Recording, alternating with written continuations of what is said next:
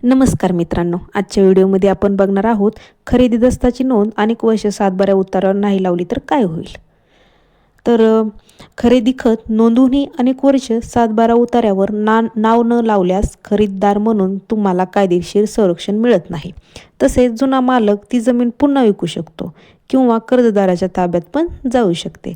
म्हणून आणि मालमत्तेवर हक्क सांगणे कठीण होते, ज्यामुळे मालमत्तेच्या वादात पडण्याची शक्यता असते. म्हणून नोंदणीकृत खरेदी खत असूनही फेरफार नोंद करणे आणि सातबाऱ्यावर आणणे अत्यंत आवश्यक आहे. अन्यथा मालकी हक्क सिद्ध करणे अवघड होते. एकदा खरेदी दस्त झाला की एका साध्या कागदावर तलाठी त्यांची नावे एक साधा अर्ज करायचा असतो.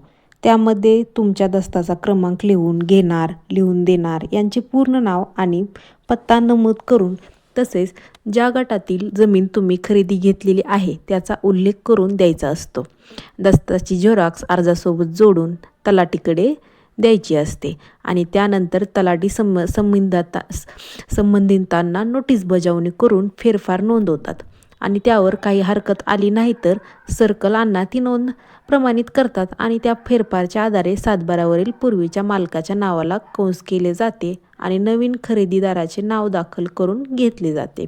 एवढी सोपी प्रक्रिया देखील काही लोकांना पूर्ण करत नाहीत आणि मग अडचणीला सामोरे जातात. जमीन खरेदी होऊन अनेक वर्ष होऊन देखील त्याची नोंद केली नाही तर काय होईल. खरेदी दस्त किती वर्ष व्हॅलिड असते. आपल्या नावाची नोंद झाली नाही तर पूर्वीचा मालक ती जमीन दुसऱ्या व्यक्तीला विक्री करू शकतो का, ह्या सर्वाची उत्तरे आपण पुढे पाहणार आहोत.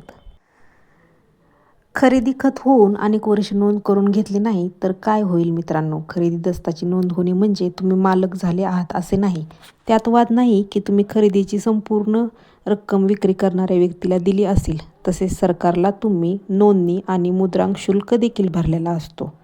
तरी तुम्ही जोपर्यंत आधी सांगितलेली सर्व प्रक्रिया पूर्ण पाडत नाही तोपर्यंत तुमचे नाव तुम्ही खरेदी घेतलेल्या मिळकतीवर लागणार नाही आणि जेव्हा केव्हा तुम्ही सातबारा काढून पाहाल त्यावेळेस तुमचे नावाचा सातबारा सदरी लागलेला दिसणारच नाही.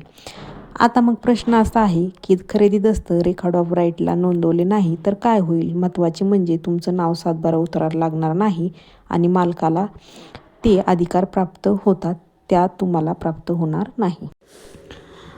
दुसरी एक स्थिती अशी देखील होऊ शकते की तुमचे नाव सातबारा तरी अद्याप आलेले नसल्याचा फायदा घेऊन तुमच्या सातबाऱ्यावर कर्ज काढू शकतो किंवा अन्य इसमांना विक्री देखील करू शकतो. मग त्यासाठी पुन्हा पैसा आणि वेळ तुम्हाला वाया घालवावा लागेल आणि कोर्ट केसेस वगैरे गोष्टी होतील.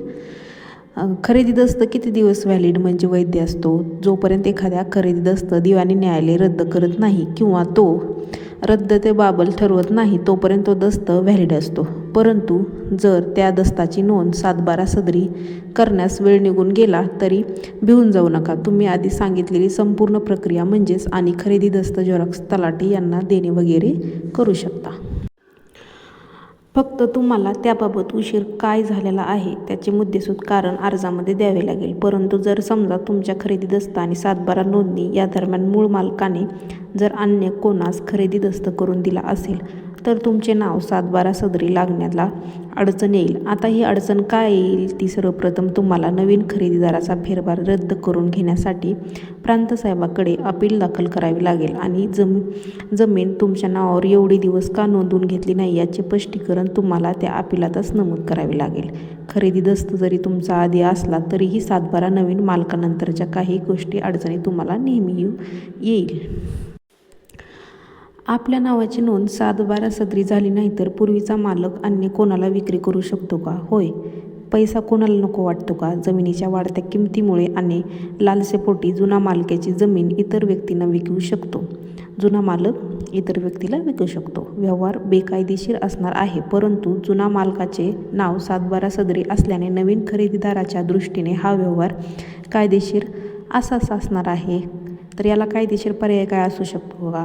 तर तुम्ही वेळेत जर नवीन खरेदी दस्त आणि नवीन खरेदीदाराचे नाव सातबारा सदरी पाहिले तर तुम्हाला तो खरेदी दस्त रद्द करण्यासाठी दिवाणी न्यायालयात जावे लागेल आणि फेरफार रद्द करण्यासाठी प्रांतसाहेबांचे कोर्टात जावे लागेल. तसेच तुम्हाला जमिनीच्या पूर्वीच्या मालकाला धडा शिकवायचा असेल तर तुम्ही याच्यावर भारतीय दंड न्यायसंहिताचे कलम 420 अन्वये गंभीर स्वरूपाचा गुन्हा देखील दाखल करू शकता. अशा प्रकारे आपला व्हिडिओ आवडला असेल तर व्हिडिओला लाईक करायला आणि चॅनलला सबस्क्राईब करायला विसरू नका. अधिक माहितीसाठी एखाद्या चांगल्या वकिलाशी संपर्क नक्की साधा. धन्यवाद.